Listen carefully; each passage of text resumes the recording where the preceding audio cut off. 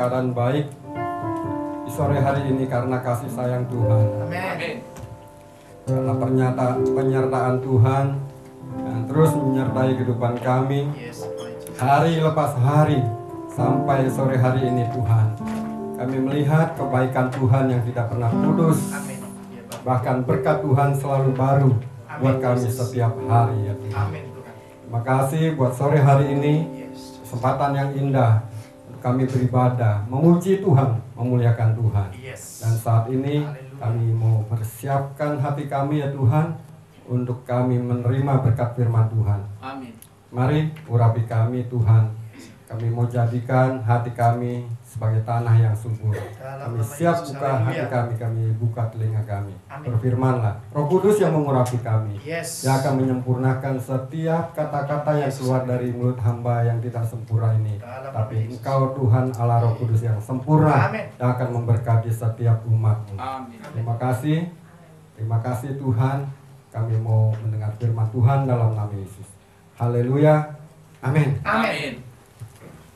Haleluya, puji Tuhan. Shalom. Shalom. Memang tidak terasa ya. Hari ini adalah minggu terakhir kita ada di bulan November. Karena bulan depan kita sudah memasuki bulan Desember ya. Hampir 11 bulan kita lalui dan banyak mungkin perubahan-perubahan yang terjadi di dalam kehidupan kita, baik itu di dalam pelayanan, baik dalam keluarga, baik di dalam usaha dan segala hal yang terjadi dalam kehidupan kita. Tapi satu hal yang tidak pernah berubah mungkin kasih Tuhan buat setiap kita yang percaya kepada Dia. Amin. Itulah yang akan membuat kita menjadi teguh, menjadi semangat apapun juga yang terjadi di dalam hidup ini. Ya, jadi Bapak Ibu yang dikasihi Tuhan, tadi Bapak Kepala sudah menyampaikan kesaksian yang menguatkan kita bahwa dalam setiap keadaan yang sulit sekalipun Tuhan tidak pernah tinggalkan kita. Amin. Mungkin Tuhan tidak tampak, tapi Tuhan memberikan seorang sahabat yang bisa kelihatan oleh mata jasmani kita. Ya.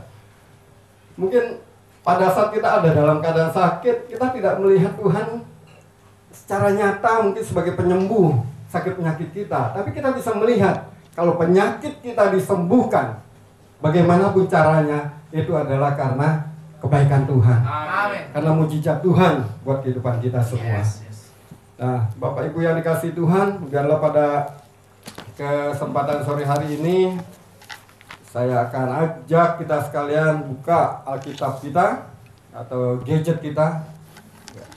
Jadi sekarang ini memang lebih banyak kita beribadah dengan membawa HP daripada Alkitab, tapi tidak masalah ya.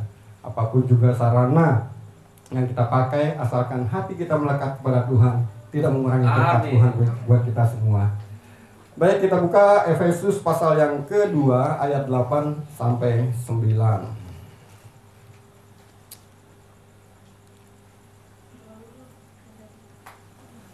Saya akan bacakan buat kita sekalian firman Tuhan.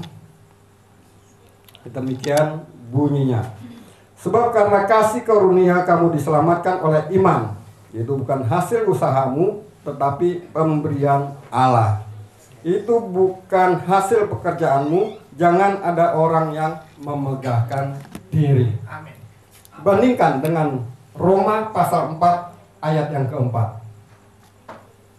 Roma pasal 4 ayat yang keempat.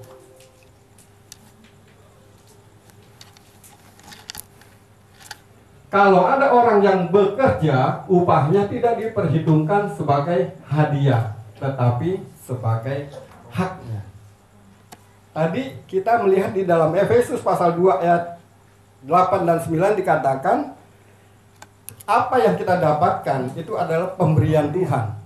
Tapi di sini di dalam Roma pasal 4 ayat yang keempat dikatakan kalau ada orang yang bekerja, upahnya tidak diperhitungkan sebagai hadiah tetapi sebagai haknya.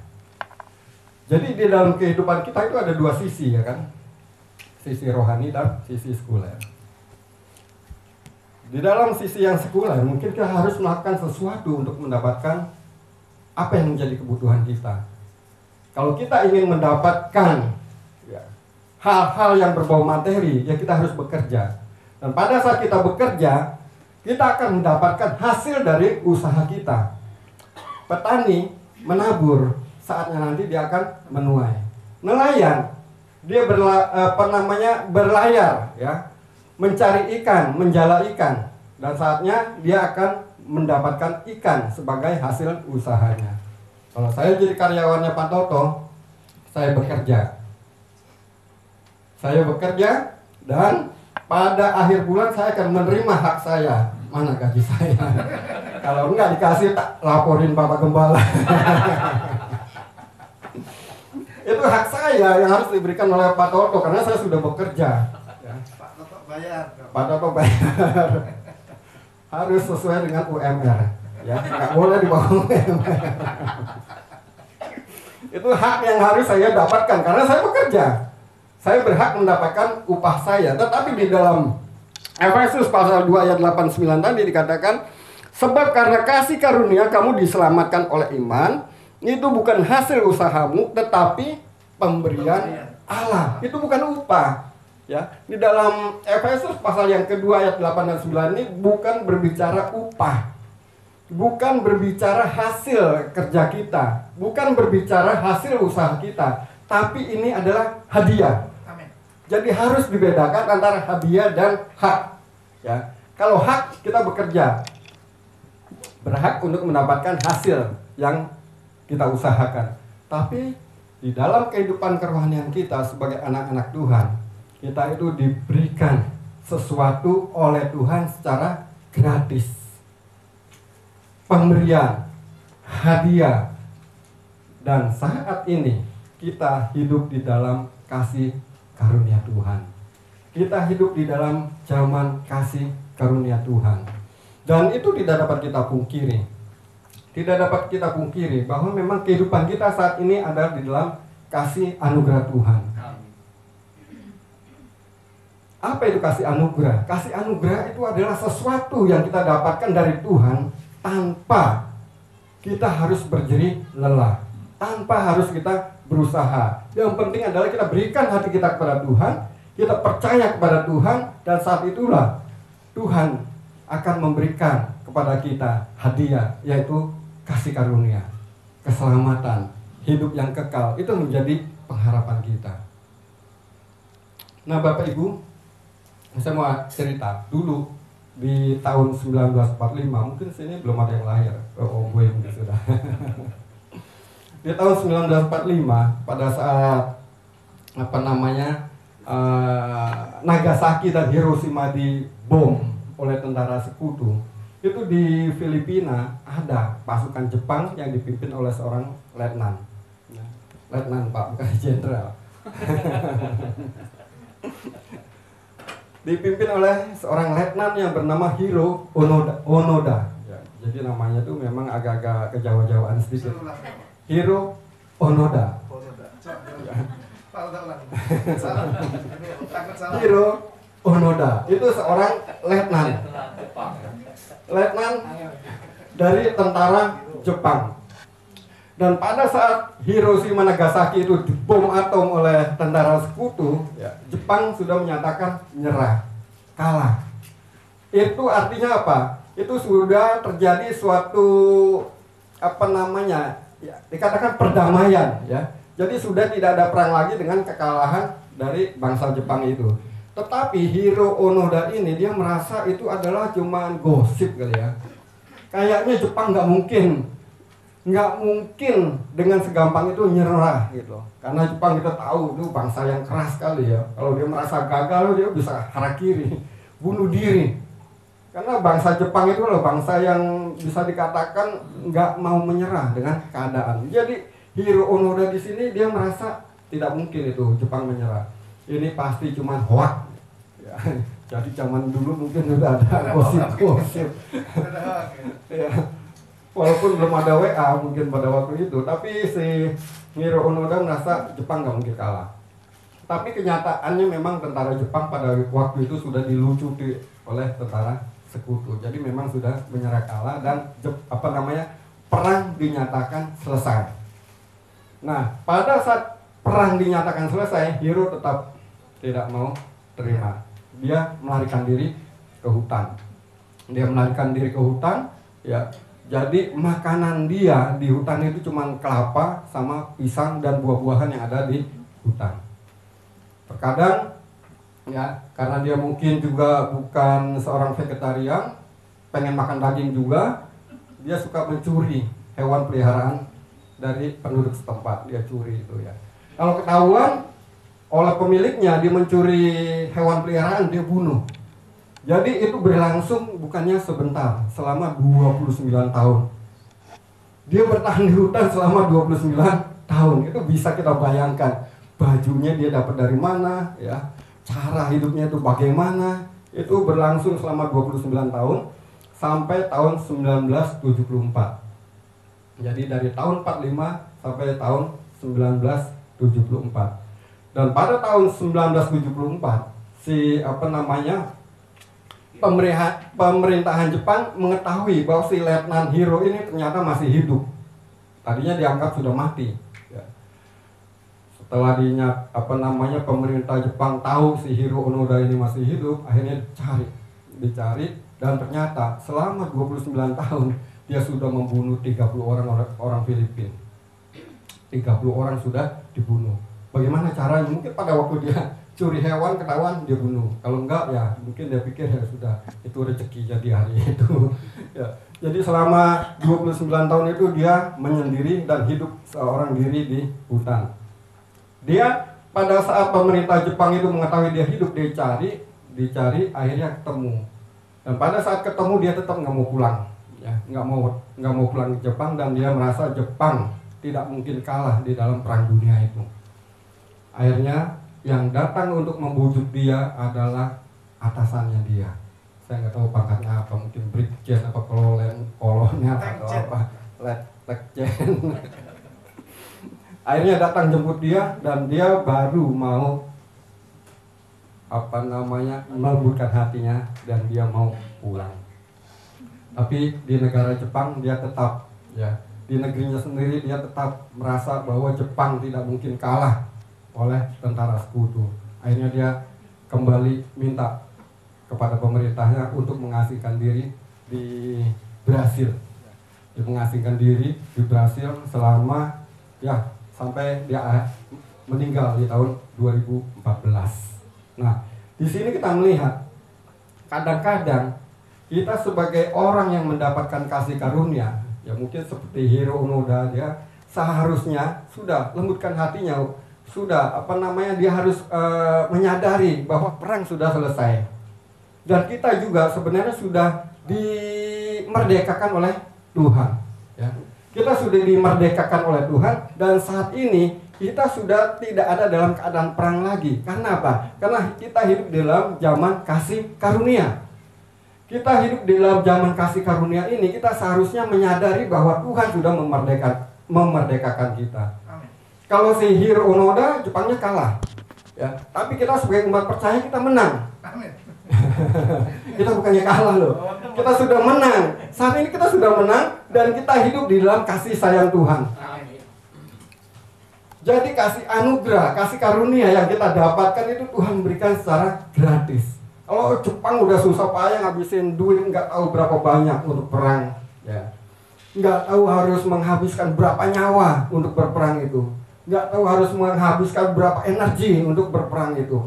Tetap kalah. Tapi si Hiro Onoda itu merasa perang masih berlangsung. Perang masih berlangsung.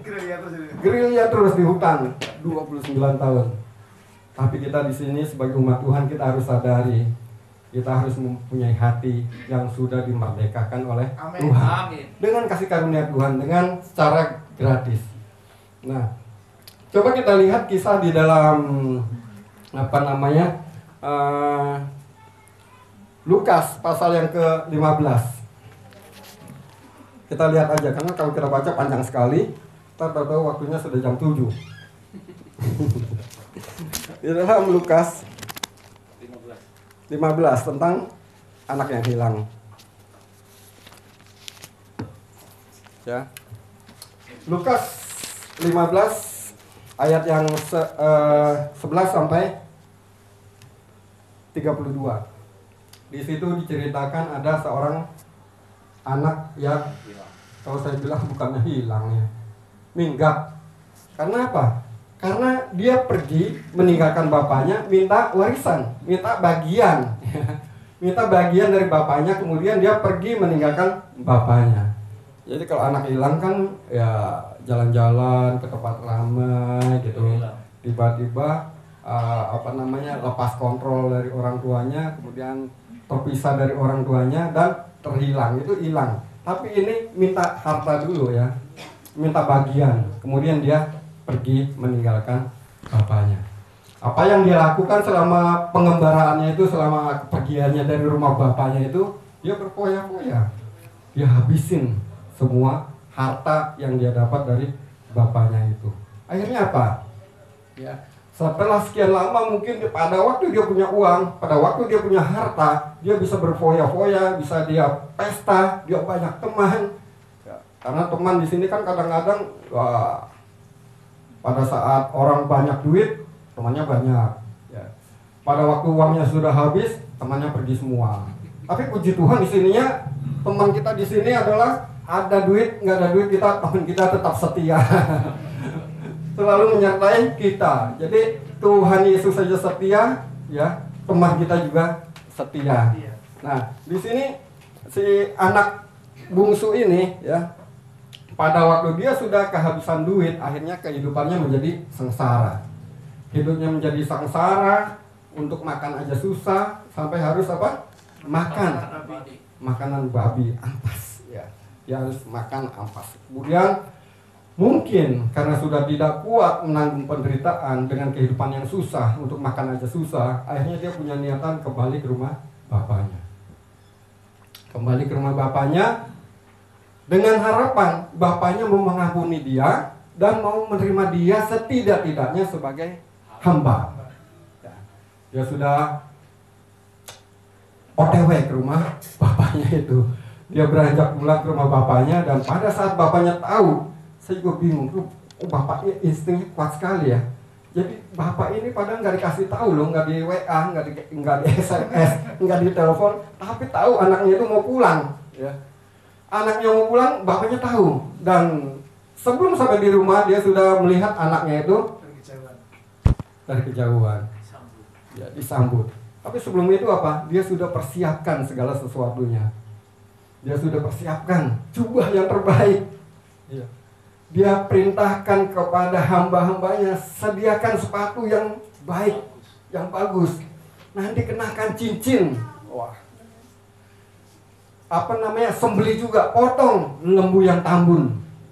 Lembu yang tambun. Jadi bukan tambun di ujung Bekasi sana ya. Lembu yang tambun disuruh potong pada hamba-hambanya. Nah, untuk anak durhaka semacam anak itu, bapak yang ada di dunia aja sudah menyediakan segala-galanya. Jubah yang terbaik, cincin, sepatu, lembu yang tambun, dan itulah yang disebut dengan kasih sayang. Itulah yang disebut dengan kasih anugerah.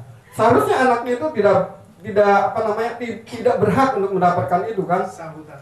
Tidak berhak untuk mendapatkan sambutan itu. Paling sambitan. Sambitan. Apalagi kalau bapaknya model-model.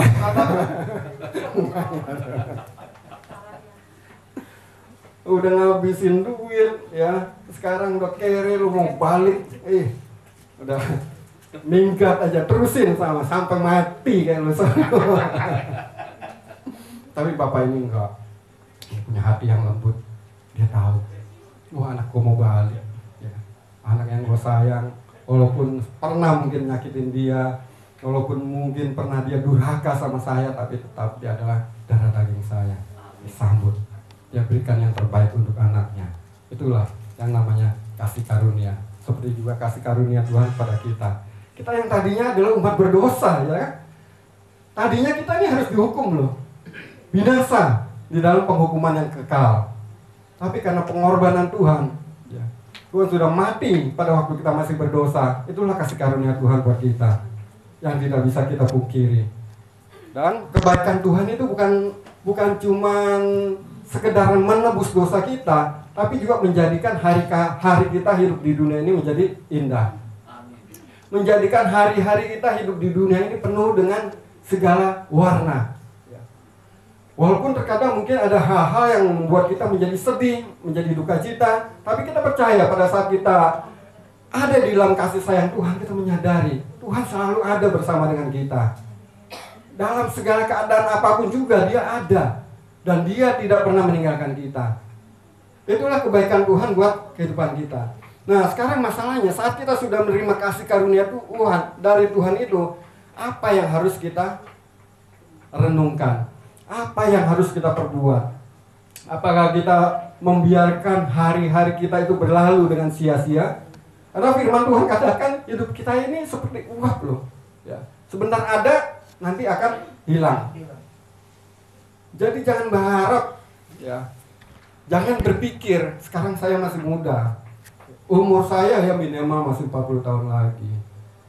Puji Tuhan itu kalau terjadi. Berarti Pak Haji tidak keluar duit buat beli peti mati.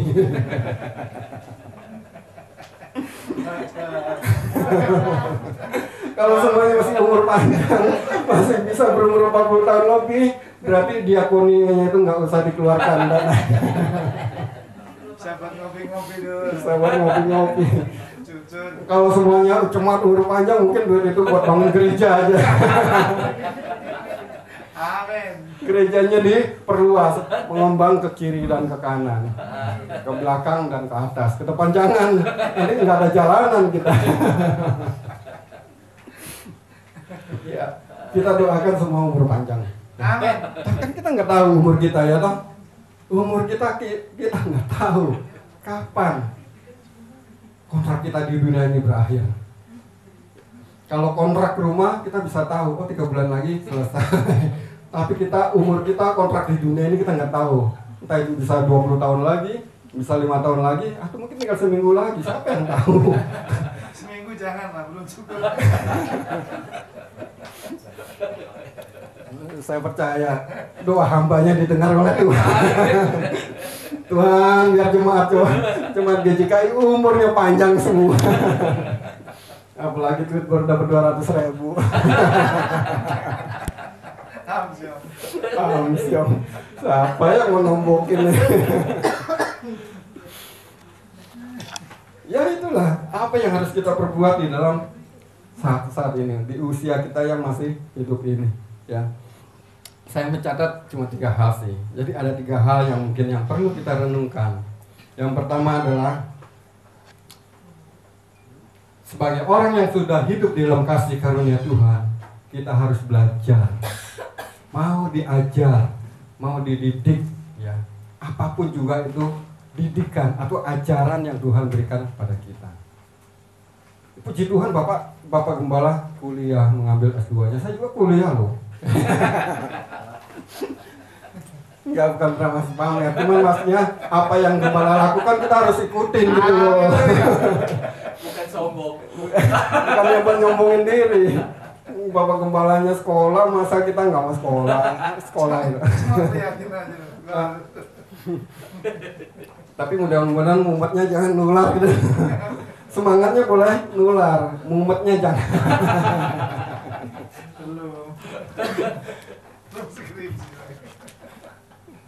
Mudah-mudahan kepala nggak cendut-cendut ya Pak ya. Kuliah bisa pakai celana pendek, saya bercanda. Kadang-kadang Mario lewat di belakang nih. Lagi zoom, Mario lewat, Aldo lewat. Mau gelar. Skripsi. Beliau pada tinggal kan. Mungkin orang-orang lain nggak tahu itu siapa yang lewat di belakangnya Pak Lim. Saya tahu si Niko.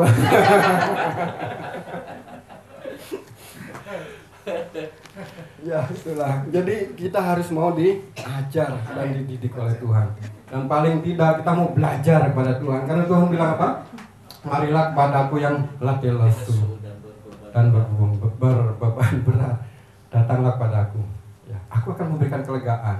Dan belajarlah kepadaku karena aku rendah hati dan lemah lembut. Amin. Kita mau belajar rendah hati, paling tidak. Walaupun nggak kuliah, tapi kita mau belajar dari teladan Tuhan yang rendah hati dan lemah lembut itu. Amin. Itu adalah karakter Kristus yang harus kita adopsi, yang harus kita ikuti. Ya. Saya percaya di dalam kehidupan kita, dari setiap orang-orang kita ketemui, itu kita bisa belajar. Mungkin kita punya karakter yang keras, ya. suka marah, emosian, Tuhan kasih kirim orang-orang yang justru bikin jengkel.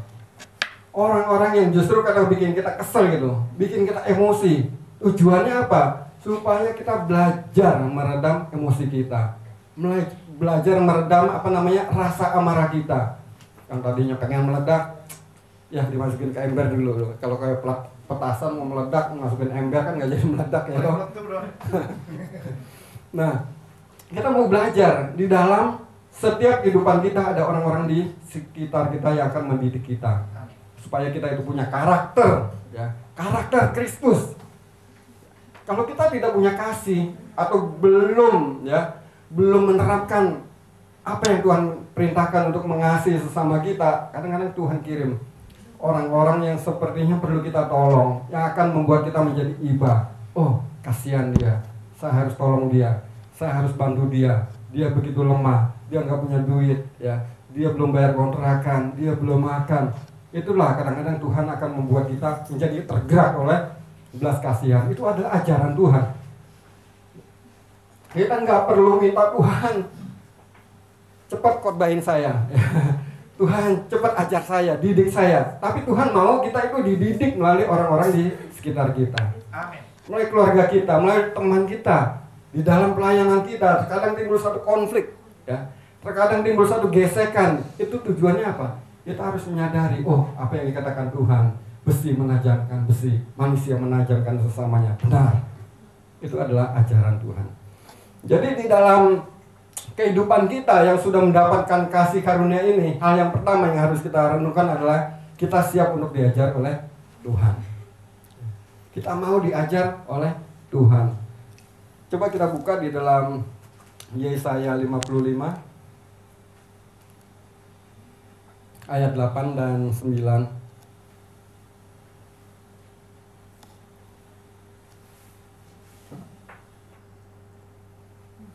Sebab rancanganku bukanlah rancanganmu, dan jalanmu bukanlah jalanku. Demikianlah firman Tuhan. Ayat 9. Seperti tingginya langit dari bumi, demikianlah tingginya jalanku dari jalanmu, dan rancanganku dari rancanganmu. Maksudnya apa? Rancangan kita bukan rancangan Tuhan. Rancangan kita itu terkadang hanya bersifat jasmani, dengan hal-hal yang menjadi kebutuhan kita, ya toh? Kita merancang usaha kita supaya maju. Tujuannya apa? Tujuannya supaya kehidupan ekonomi kita itu menjadi lebih baik. Itu rancangan kita. Kita merancangkan masa depan kita menjadi baik. Kita belajar, sekolah, kuliah, itu harus baik, bagus. Karena Bapak Kembali sudah kuliah, sudah dijelaskan tadi. Tapi itu adalah rancangan untuk kebutuhan kita di dunia ini, ya toh? Tapi rancangan Tuhan bukan rancangan kita. Kalau rancangan kita kadang-kadang memang bersifat hal-hal yang menjadi kebutuhan kita, apa yang kita butuhkan. Tapi Tuhan terlebih lagi membuat rancangannya dalam kehidupan kita, yaitu apa? Supaya kita itu semakin disempurnakan di dalam Tuhan. Amin. Supaya kita itu semakin baik, punya karakter seperti Tuhan. Amin. Itu rancangan Tuhan sesungguhnya. Dan itu adalah sekolah kehidupan. Sekolah kehidupan itu gratis, nggak perlu kita bayar. Tapi itu justru mendidik kita supaya hari lepas hari kita menjadi lebih baik lagi di dalam Tuhan. Kemudian yang kedua, tadi yang pertama adalah kita harus rela diajar dan didik oleh Tuhan. Kemudian yang kedua, hidup yang sungguh-sungguh untuk Tuhan. Karena Tuhan sudah memberikan kasih karunia itu secara gratis, ya kan? Kita nggak perlu bayar. Nah, sekarang apa timbal baliknya? Feedbacknya itu apa yang bisa kita berikan untuk Tuhan? Ya, berikan hidup kita itu lebih sungguh-sungguh lagi untuk Tuhan. Di dalam Roma pasal 12 ayat yang ke-1.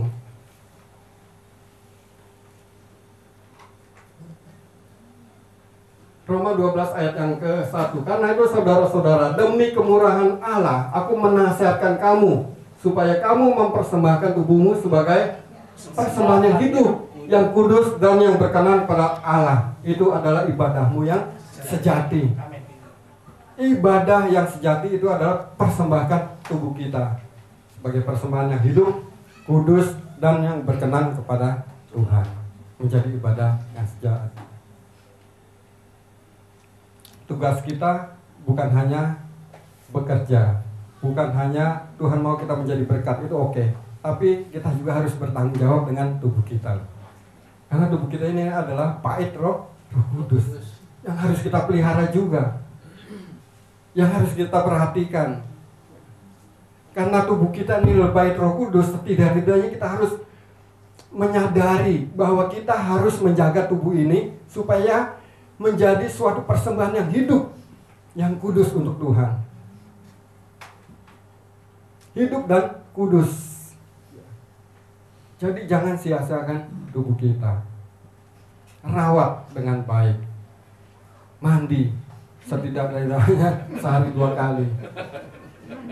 Gosok gigi sehari-harinya sehari 2 kali, pagi dan malam. Jadi jangan berpikir gigi gua bodo amat. Gua mau sikat kek, mau kagak kek, urusan gue ya toh. Minimal cuci muka. Baik. Mandi apa namanya? Mandi capung. Mek. Mandi bebek. Jadi kita harus merawat ya tubuh kita ini. Rambut dirapiin. Ya, kalau mau gondrong oke aja sih, tapi yang rapi gitu. Jangan kayak apa itu yang tak gendong kemana-mana. Rambutnya gimbal. Kalau pemain sepak bola di Eropa sana banyak yang rambutnya gimbal. Ya. Tapi itu mereka istilahnya mereka rawat juga rambutnya. Jangan rambut sudah gondrong tapi nggak dirawat ya. Jadi kalau semuanya tidak merawat rambut, kadang-kadang kita kasihan sama ini juga ya, tukang potong rambut, nanti nggak ada yang menjadi konsumen. Jadi kita harus bertanggung jawab dengan tubuh kita. Jangan mentang-mentang bedam-bedam saya mau sikat gigi, mau kagak kek. Wah, dari pagi belum sikat gigi, jam 4 datang ibadah tempat ini. Nyanyinya pakai suara 2 lagi. Untuk pakai masker.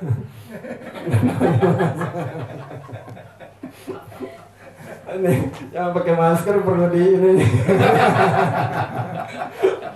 Jangan gitu. Coba ntar kalau udah dibuang maskernya di tempat sampah dilalarin enggak? Aduh. Jangan makan sih kita ini. Tapi saya percaya di sini kita semua rapi-rapi. Kita di sini semua bertanggung jawab dengan tubuh kita. Amin. Karena itu adalah perintah Tuhan. Supaya pulang aman. Ya saya cepetin aja. Yang ketiga adalah pada saat kita hidup dalam kasih karunia Tuhan, kita harus selalu berharap pada Tuhan. Yeremia 17 ayat 7 dan 8. Yeremia 17 7 dan 8. Diberkatilah orang yang mengandalkan Tuhan, yang menaruh harapannya pada Tuhan. Ia akan seperti pohon yang ditanam di tepi air, yang merambatkan akar-akarnya ke tepi batang air, dan yang tidak mengalami datangnya panas terik, yang daunnya tetap hijau, yang tidak khawatir dalam tahun kering, dan yang tidak berhenti menghasilkan buah. Berharap pada Tuhan. Karena apa? Rancangan Tuhan itu luar biasa ya. Dia itu akan membuat kita itu subur. Amin. Subur terutama rohani kita. Jiwa kita mendapatkan ketenangan seperti pohon yang ditanam di tepi aliran air yang akan bertumbuh dengan subur. Baru kemudian tubuhnya. Saya tadi mau ngomong tapi pagi malah udah ngelus-ngelusin. Ya. Jadi pada saat kita ada di dalam rencana Tuhan, ada di dalam rancangan Tuhan, ya, ada di dalam hadirat Tuhan, kita itu merasa nyaman, ya. Merasa nyaman bukan berarti masalah nggak ada di dalam hidup kita, mungkin ada, tapi kita cakap untuk menghadapinya. Karena apa? Karena Tuhan yang memberikan kekuatan kepada kita, memberikan kita kemampuan untuk menghadapi segala masalah itu. Kita lihat juga di dalam Amsal 23 ayat 18. Amsal 23 ayat yang ke-18. Karena masa depan sungguh ada dan harapanmu tidak akan hilang. Amin. Amin. Harapanmu ada. Ada. Masa depan Tidak hilang. tidak akan hilang. Masa depan bukan madesu, ya. Masa depan suram. Itu tidak menjadi bagian kita. Itu bagian orang-orang di luar GJI, Jemaat Agape. Madesu. Tapi orang-orang di sini, apalagi anak-anak mudanya, punya masa depan yang cerah. Amin. Punya masa depan yang penuh dengan pengharapan. Karena apa? Kita hidup dalam kasih karunia Tuhan. Jadi orang yang mengandalkan Tuhan itu berharap kepada Tuhan. Yes. Itu mempunyai suatu masa depan yang baik gitu loh.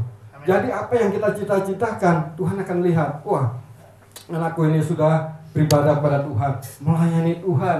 Udah gitu dia juga sekolah. Geras jauh-jauh sekolah ke luar negeri, tinggalin mama, tinggalin papa. Tujuannya apa? Mencapai cita-cita. Dan masa depannya pasti diberkati oleh Tuhan. Amin. Masa depannya tidak akan suram, tapi menjadi masa depan yang cerah. Karena apa? Karena dia yang bertanggung jawab atas hidup kita. Kalau dia yang sudah berjanji, dia akan menepati. Asalkan kita melakukan bagian kita, nanti Tuhan akan melakukan bagian Tuhan. Yes. Ora et labora.